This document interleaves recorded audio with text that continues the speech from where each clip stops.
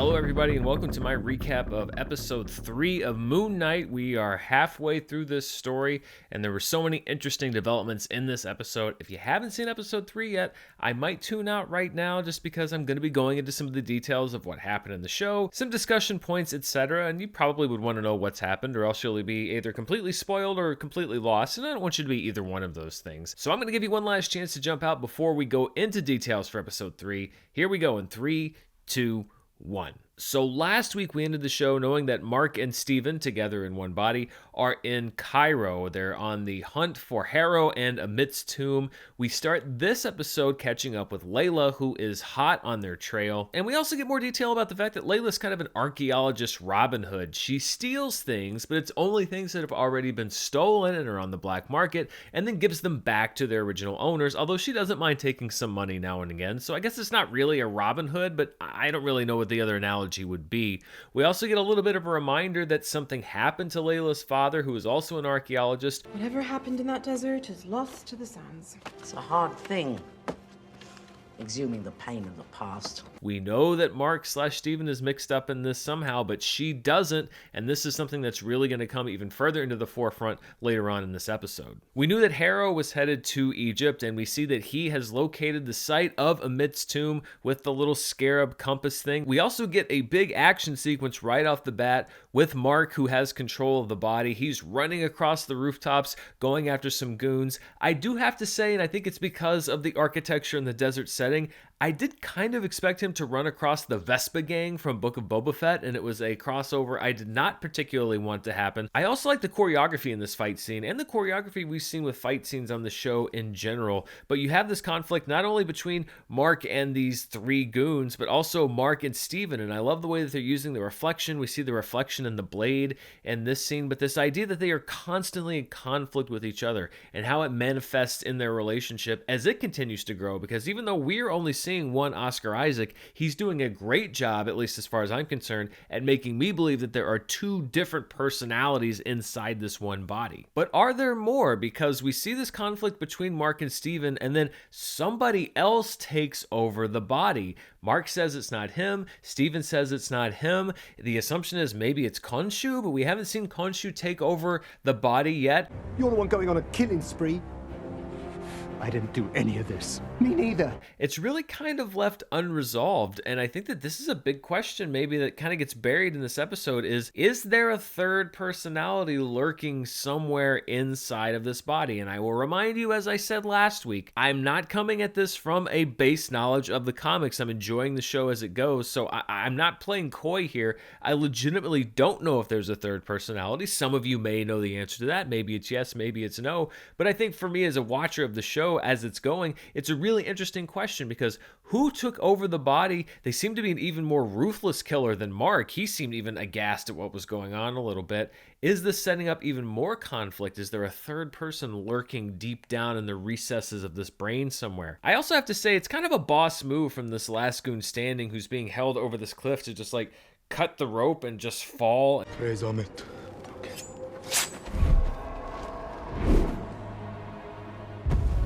Listen, he's obviously not fighting for a great cause, but if you're gonna go out, and let's be honest, the guy probably was gonna go out, that's not a bad way to go. I think you're gonna be talked about by a couple of people. So obviously things are getting very serious. There is a very real possibility that Amit is going to be raised soon, and so Konshu takes a drastic step, and this is something that I loved about this episode, is it really shows you for the first time exactly the kind of power that these Egyptian gods can wield in order to summon the avatars representing all of the Egyptian gods that are still around. Khonshu causes a full solar eclipse. We're talking in the path of totality here. And I love this demonstration. I mean, this is Thanos type power that's basically being kept in check by willpower and some sort of a code. And I think it was a great visual representation of the change that Khonshu can make, even though he does pay a price for it, because we see that it is not met with approval by the other Egyptian gods. There's a big meeting inside the Great Pyramid. I love that moment where Steven just sort of geeks out in general about being inside the pyramid. Oh my days, we're inside. We're inside the Great Pyramid of Giza. I gotta be honest, I'd be pretty psyched if I was inside the Great Pyramid. I also love that this looks like a practically built set, and I don't know to what extent this was actually constructed. I talked a little bit, I think, in the first episode about the fact that I like that they're using a lot of locations because it opens it up a lot more than some of the more green screen reliant shows that we've seen. And here, even with an interior, this looked like, even if it wasn't, it looked like a big cavernous set. This did not look like it was shot on green screen stage B in between Benedict Cumberbatch doing pickups for Doctor Strange on one side and Tom Holland doing promos for the Spider-Man No Way Home Blu-ray on the other side. I hope that they do one of those documentaries at the end of this kind of detailing the production, because if this was a fakery, it certainly looks better than a lot of the other ones, but I really do think this was at least a partially built large set, and you can tell, or at least I can tell those things. So we have this God Summit, which is basically a meeting of the avatars. They are mortal people, quote unquote, who are on the earth, but that are representing these ancient gods. And I was watching this and I was thinking to myself, does this strike anybody else as kind of like a better Eternals? Because it's sort of a similar setup, but I think it only underscores why I think, and I understand that a lot of people liked Eternals better than I did, but why I think that Eternals should have been a TV show, because you can set up this mythology, and that's what we've been doing for the past couple of episodes. You don't have to rush through everything in 2 or even 2.5 hours. I liked this concept, this idea that we have these gods. Obviously with Harrow, he was at one point an avatar for Khonshu, and he's not anymore, and he's dealing with the ramifications of that. Giving this concept time to breathe and really get developed, I'm digging it in a way that I didn't really dig the concept behind Eternals. So as if Oscar Isaac's job wasn't hard enough, he now has to play Khonshu speaking through Mark, speaking through him, which could have been really ridiculous and kind of gets close to that line, but again, because it's Oscar Isaac, I think that he really sells it. Do you not seek to release Amit from her tomb? And it introduces another interesting concept I like, which is when the gods basically say, we didn't abandon humanity, humanity abandoned us. I was banished for not abandoning humanity unlike the rest of you. We have not abandoned humanity. They abandoned us. We simply trust our avatars to carry out our purposes. And I think even theologically, that's an interesting argument. The idea that humanity was at one time on an evolutionary scale in a belief system that supported Egyptian gods, and they sort of moved on, but the gods themselves didn't die, or they didn't not exist in the first place. They were just kind of still around and said, like, that's cool, you know, we're just gonna hang. We also learned that the avatars live on Earth. They decided amongst themselves quite some time ago that they're not going to interfere in the affairs of the people on Earth. The avatars that remain here are simply meant to observe. We decided long ago we did not wish to meddle in the affairs of man. But that kind of leads me to a different question, which is just how many groups of Watchers do we have in the MCU? Because we have the Watcher, who watches all of the different multiverses, and we have Eternals, who were also here on Earth, who were watching over things but didn't interfere. And now we have the Egyptian gods, who have also been here for thousands of years, watching but didn't interfere. Like, do they get together? Do they get together and have, like, barbecues? Is humanity like their 90-day fiance? Are they like me and Mara, where they just get together every week and sit on a couch and just watch the train wreck unfold? Because let's be honest, we are kind of a train wreck. I guess basically what I'm saying is that humanity is the Watcher's hot mess reality TV, and we have the latest episode where Harrow comes in to defend himself now that everybody's been summoned against these charges that he's trying to raise Amit. And I have seen enough episodes of Cops to know what Harrow's strategy is here, which is that he plays it super cool, super chill. I was in the desert, but if visiting the sands were a crime, the line of sinners would be longer than the Nile. He was just hanging out on the porch, man. He was just enjoying a beer. I don't know. This guy, man, I like this guy, but obviously there's something going on with him. It brings me no pleasure to tell you that this is a deeply troubled man. I know what this strategy is, and quite frankly, it works more often than it should, and it works in this case. Harrow gets off the hook because the gods are basically like, this guy didn't do anything wrong. You've obviously got some things going on in your life. Let's all just move on. And by the way, don't pull any of this stuff again, or we're going to have to get really angry here. So Harrow walks, and it looks like Mark may be kind of out of luck because he still doesn't know where to find Amit's tomb when one of the gods pulls him aside and says, hey, you know what?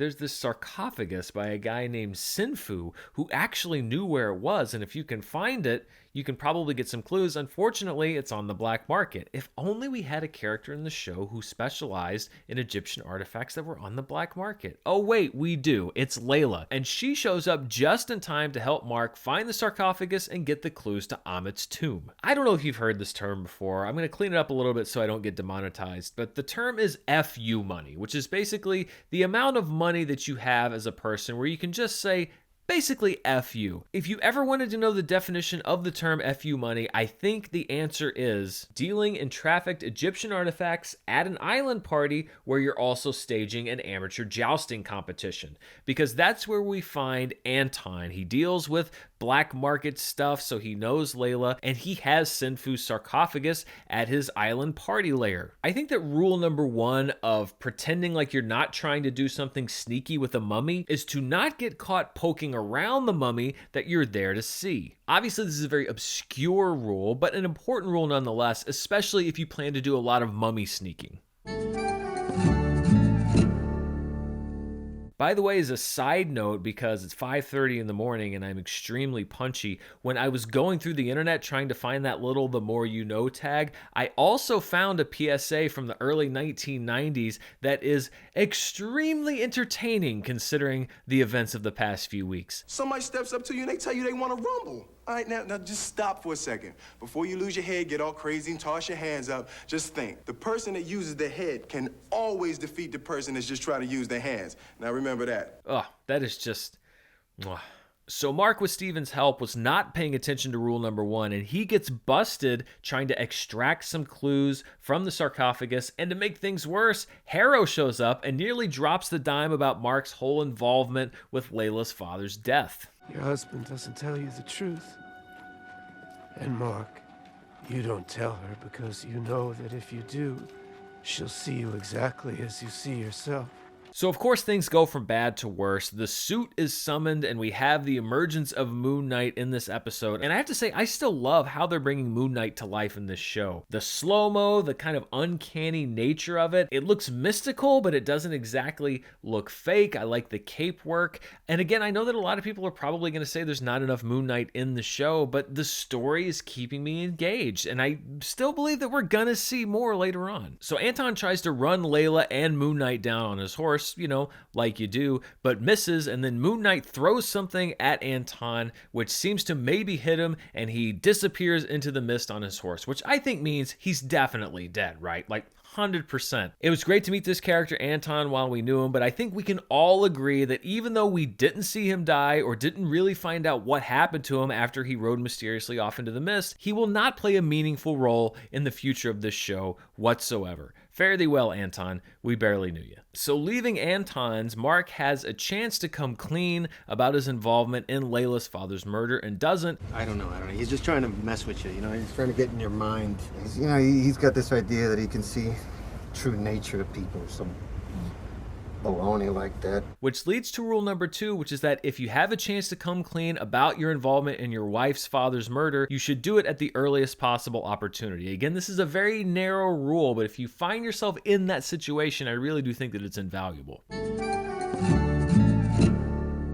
So they were able to get these star maps from Sinfu's sarcophagus. Mark can't make heads or tails of it, but they all know that Steven is the guy that can probably solve this in very little time, and time is something they don't have a lot of. So Steven gets the wheel and almost instantly figures out the patterns. It's super easy, barely an inconvenience. Egyptian star maps are tight. So it turns out when you put things together, it's a constellation map to the location of Amit's tomb, but it was a map that was drawn many thousands of years ago, and the stars have drifted out of alignment. If only we had somebody who could literally move the stars in the sky. I remember that night. I remember every night.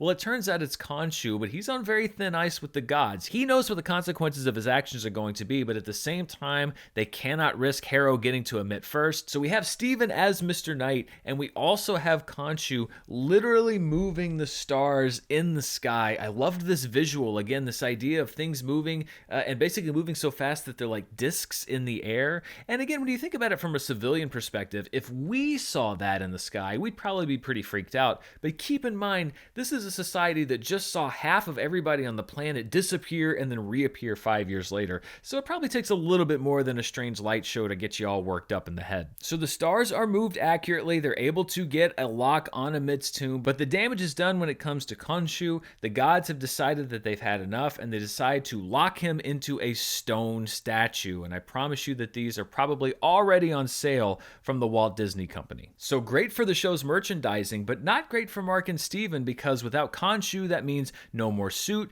no more Moon Knight, no more power, no more invincibility. The show ends with Harrow in the Great Pyramid, sort of bemoaning that this has happened to Khonshu with the other avatars, and then he has the best scene of an actor talking to a rock since Vin Diesel in The Fate of the Furious. Some really great acting from Ethan Hawke here, where Harrow's basically expressing his regret for carrying out all of Khonshu's wishes. I enjoyed dealing out pain in your behalf.